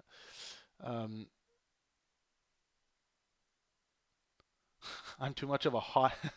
Zents29 has a major self-reflection moment and says, I'm too much of a hothead to help people argue properly. Jeremiah Daniel says, I hardly use Twitter. Abhishek Kumar says, is the Dillahunty versus Dinesh D'Souza debate happening on Penguin? Is that an event you would like to see? Let's see. What else we got? Keith Connolly says, Keith Connolly, winner of the book, no, not 12 Rules for Life, Enlightenment Now by Steven Pinker, says, Jordan is an interesting case since religion pulls people towards cynicism and away from philosophy. I wouldn't say religion pulls people towards cynicism necessarily. Um, I think cynicism is just. I think cynicism is very much related to a depressed mind when engaging in certain topics. But cynicism can obviously overcome someone and become a serious problem. But I don't think that that's unique to religion. I know you're not claiming it's unique to religion, but religion pulls people towards cynicism. I don't necessarily think so. I meet a lot of religious people all the time, and I think that they are not cynical at all, but definitely naive and ignorant to the evidence of reality. Um, that would be my contention there. Keith also says he uniquely put in the work to try to marry the two. Yeah, he's definitely trying to marry a modern worldview with Christianity for sure. Worried that we may lose these important values that he thinks Christianity is responsible for. And I would just basically say I think narrative is, and reasoning certain narratives is responsible for that. Jeremiah Daniel says Jordan is an atheist, but he doesn't want to admit it just yet. It's hard giving up something you believed your whole life. That's how I was for a good 2 years when I was transitioning into an atheist. What's on second says, which God? That's a good question. It's always a good question to ask when someone says, I believe in God. Which God? The only true God. Oh, well, which one's that? The Spaghetti Man.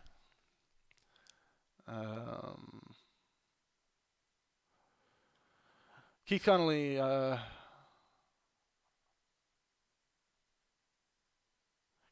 says, I don't think he would ever admit he's an atheist. He would claim it's throwing the baby out with the bathwater. Show. Okay.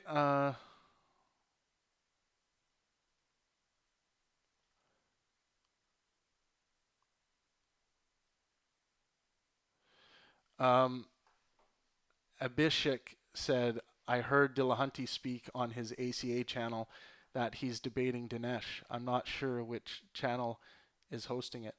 Huh. Sounds like there is some information being leaked.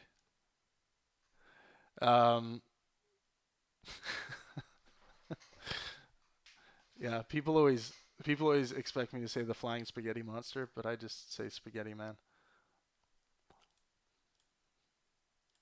I think it's much more hilarious to picture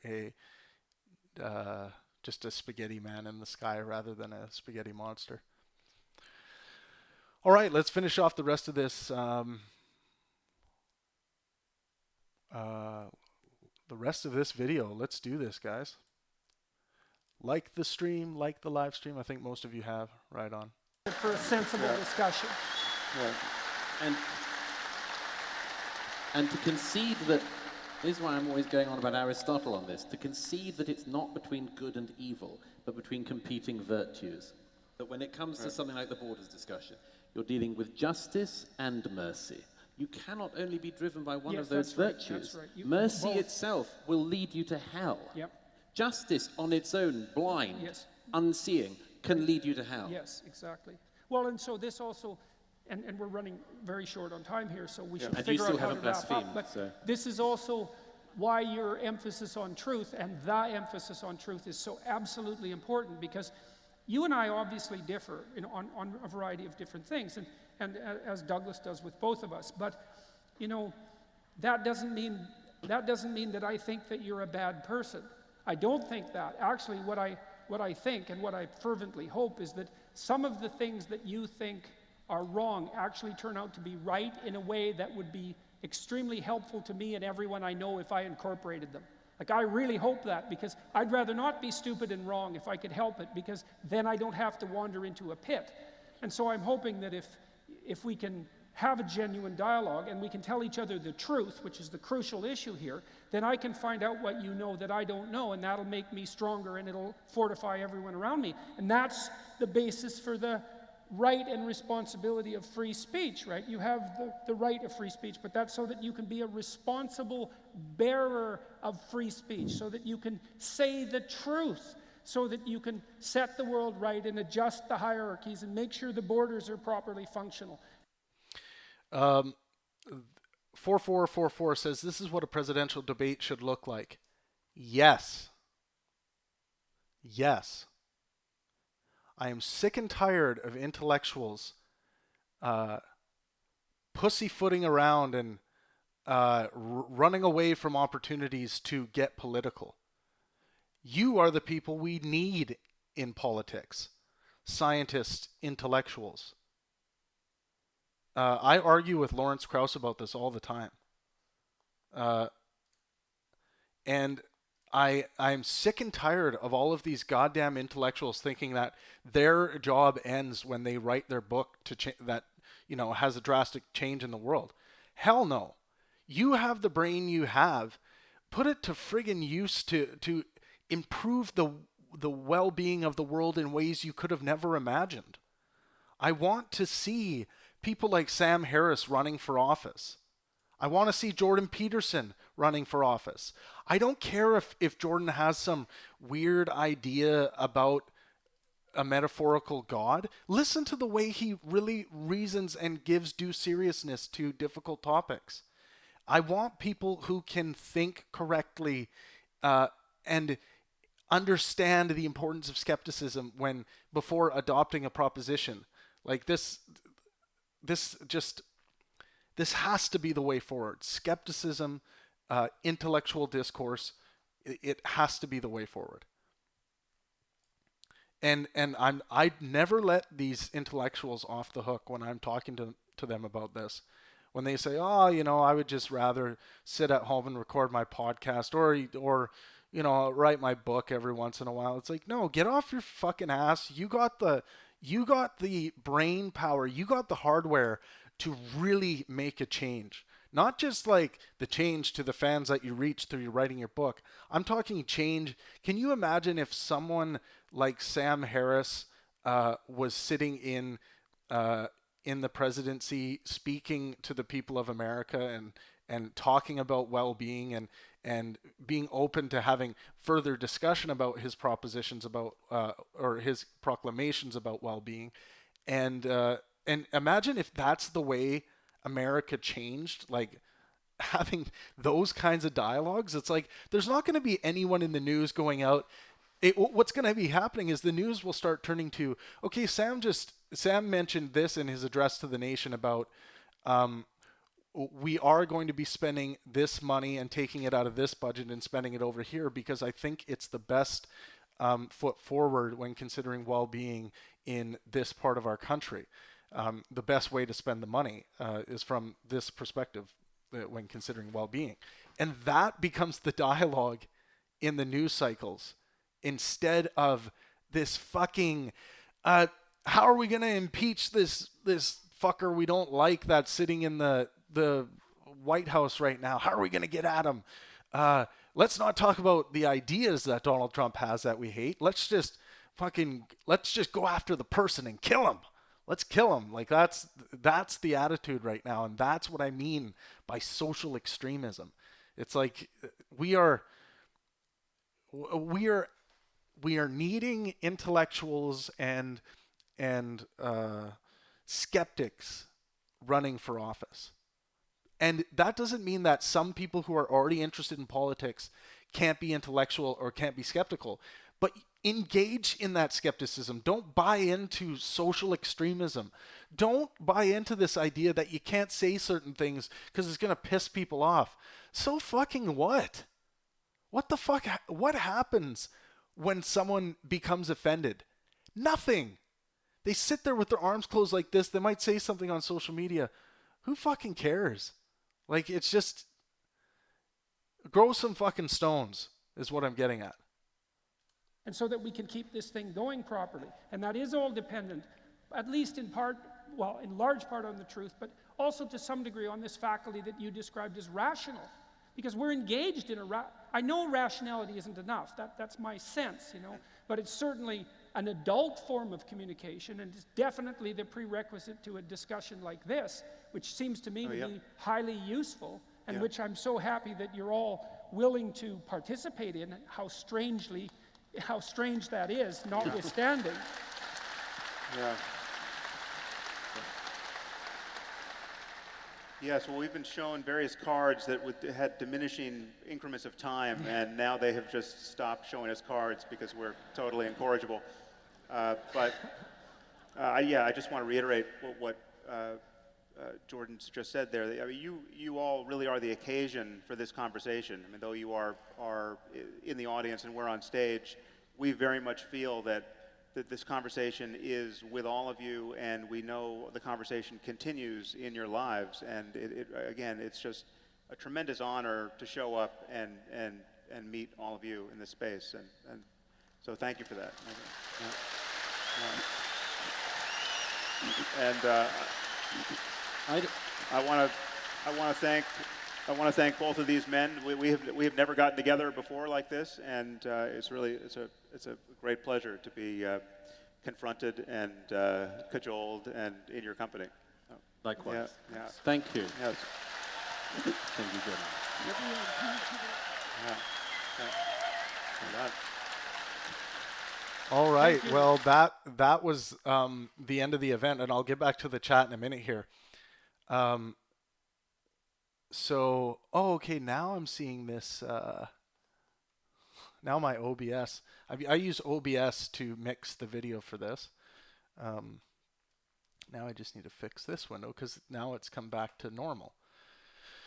Very weird. Okay. I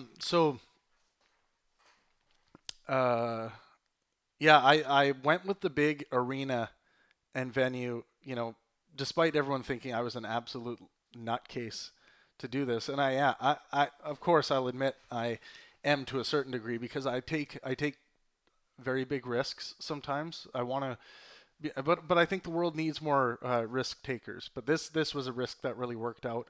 Sold out an 8,500 seat arena for this event in Dublin. One of the reasons why I went so big with it is because Jordan's book, it was either the best-selling book in history, like it had some kind of thing at the time where I read this article and how Jordan's book rated on the scale of books, and it might have been in the category of intellectualism, but how they've sold in the past.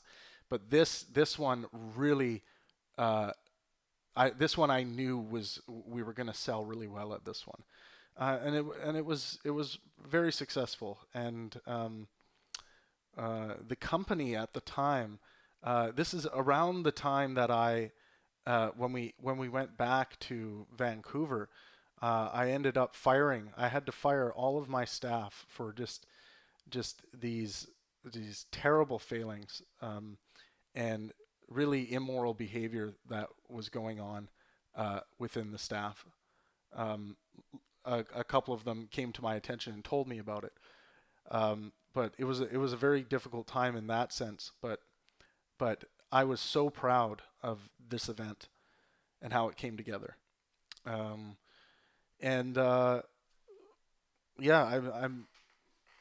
really looking forward to the next time that I have the opportunity to do something to this scale with important conversations happening. I think this is just so important. These videos, I mean, Jordan and Sam both have these videos up on their channels, and there's millions upon millions of views of these events. And I've translated I know we've translated 2 of these for sure, night 1 and night 2, into Arabic and Spanish, and that has really been something that's brought huge gratification for me, because hearing from people in certain parts of the world where this kind of thing is looked at as worse than child porn it's very gratifying to me that I can bring this content to them. We used to have, and I need to set it up again, we used to have a dark web version of the Pangburn YouTube channel. Well, basically it's a video channel where even people in Iran can visit and watch this content. So I want to set that up again. The dark web is good for something. It's good for this, sharing intellectual material. Let's get back to the chat here. What are you guys chatting about now?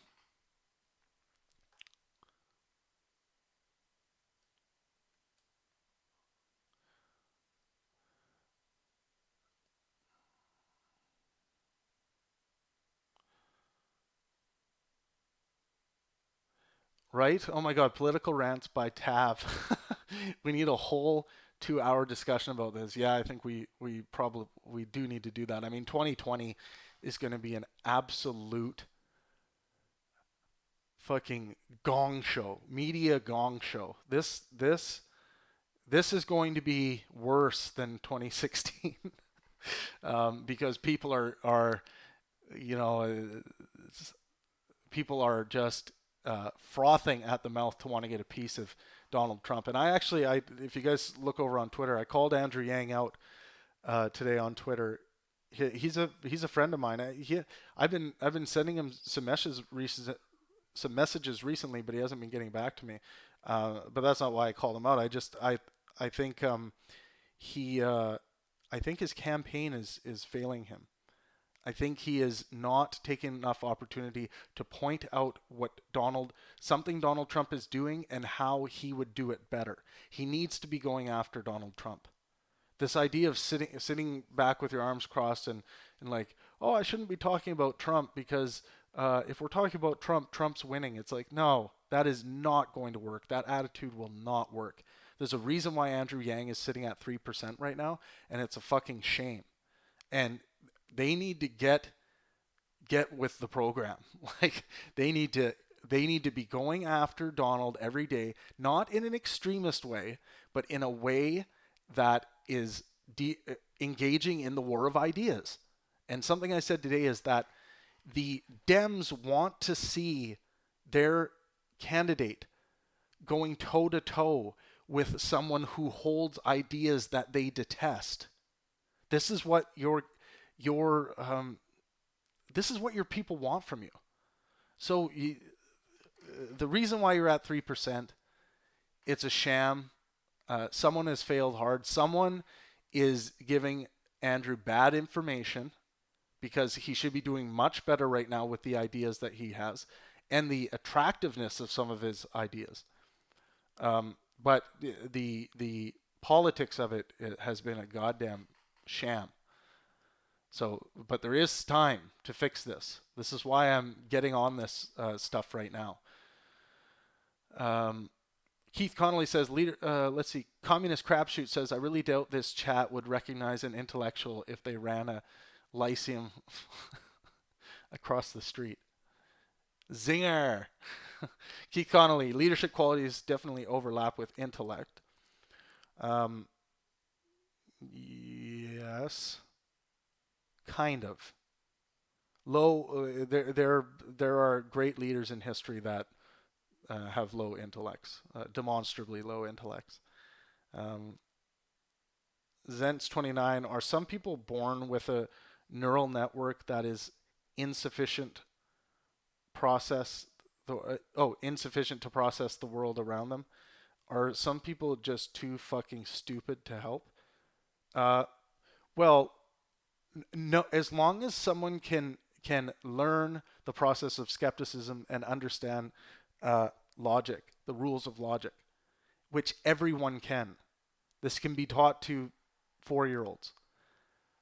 If people can understand these concepts, which everyone can, they can contribute to the war of ideas in ways they could have never imagined they could. You don't have to be an intellectual genius to come up with the next great idea. You don't. Jeremiah Daniel says, I think the skeptical community has such a thirst for these conversations and for a community that the Democrats and Republicans have. Yeah, I couldn't agree more. Starman says, communist crapshoot, shots fired. But in the modern day, who do you think deserves to be labeled an intellectual, quote unquote intellectual? Zens29, it's my opinion that everybody is born with a brain that can or cannot process information in a good or bad way. That is 100% true. And like I just said, having the proper tools in place, this is why the Pangburn equation that I'm formulating, and you guys can go to www.pang-burn.com. This is why my formula I'm creating. The formula starts with engaging with skepticism when thinking about your pleasure drive and the things that you find pleasurable. Because as soon as you engage with it, with skepticism, you are changing your environment. And environment change is a big part of experiencing your through your pleasure drive in this world. So that's why it starts with that. And if you guys have any feedback on the equation, please get back to me. Dawkins has weighed in on it. Krauss has weighed in on it. Sam Harris has weighed in on it. Jordan Peterson, basically everyone who I've ever worked with, I'm like, okay, I'm building this equation. What do you think of this? Well, and then I ask them to be as critical as they possibly can, and usually they take it away for a little bit and then get back to me. So the equation is sitting where it is right now, but much like a scientific theory scientific theory, can constantly change as new evidence or new propositions enter the fold. Jeremiah Daniels says, who said trying to herd atheists is like trying to herd cats? Impossible because they're too intelligent. I think Richard Dawkins. Yeah, atheists in general, atheism is a demonstration of someone engaging with their skepticism. Because you cannot be engaging with your skepticism without confirmation bias or biases if you are believing in the actual existence of a creator or in claims that old dogmatic religious books are making of actually things being true, like miracles and happening and shit like that. It's true you can be skeptical in other ways, but you are not fully applying skepticism to your being, to your world view, if you are still believing stuff that is seeping through the cracks. Zent says, not that this necessarily makes them bad people, but it makes them bad at making choices, which creates a situation in which other people around them. Yeah, this is why skepticism needs to be taught. Skepticism helps you to be skeptical of your emotions and your choices and the things that you are about to do. It has you think about them in a rational way that cares about the evidence and weighs the potential outcomes.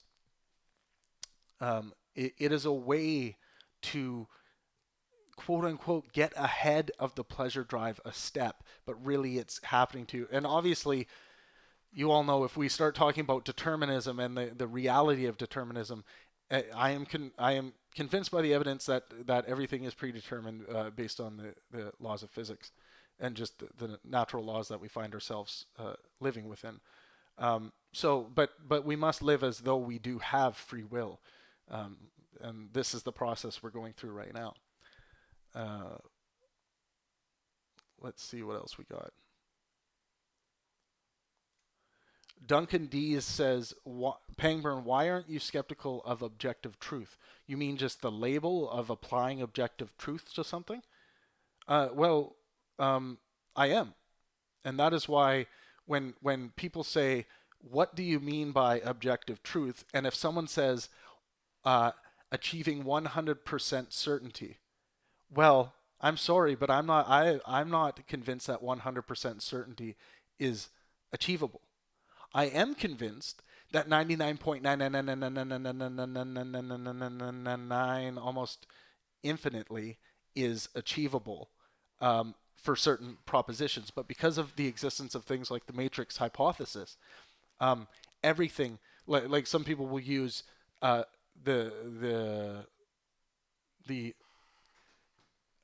what's it called? Like the logical absolute of like there are no married bachelors. Well, that's a 99.99999 objectively true statement based on how we label what we label bachelors to be. But in the matrix hypothesis, you can actually change the rules of logic if you are the operator of the matrix, and you can put in unmarried bachelors and still have those bachelors be married bachelors, and put those bachelors in as married, but and bachelor means a completely different thing over here, but it doesn't mean a different thing because you've changed the rules of logic. So the matrix hypothesis essentially means that you can't get absolute certainty on any claim, even that every cause has a cause, or everything has a cause.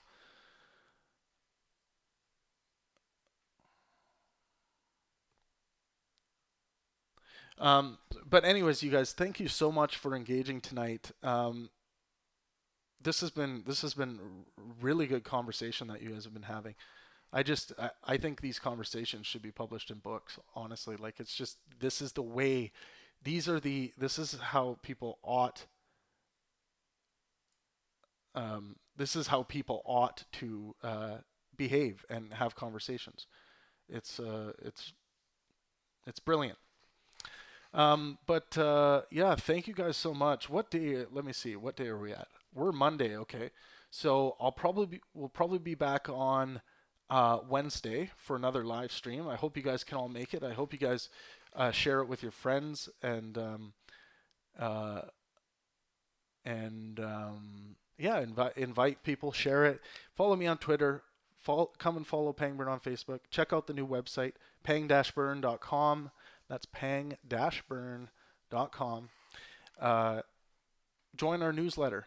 Our new newsletter's on there. If you guys feel like supporting Pangburn further, head over to patreon.com/Pangburn. Every little bit helps us. All that money on Patreon goes towards our translation project, which translates all of our live event footage and all of our video footage, my podcast and everything, into Arabic and Spanish. We will eventually move on to other languages once we have conquered Arabic and Spanish. And again, that's patreon.com/Pangburn. Would love to have you guys as a patron. Please subscribe to this channel. Share this channel with your friends. Like this stream, of course. I think most of you have. Engage on Facebook. Keep engaging. Keep having good faith discussions. And again, I really appreciate you guys hanging out with me tonight and finishing this video. We did it. We conquered Jordan Peterson, Sam Harris, part 3. Then we move on to part 4 on Wednesday. So I hope to see you guys Wednesday, same time, same place. My name's Travis Pangburn, and let art and science inspire. Good night.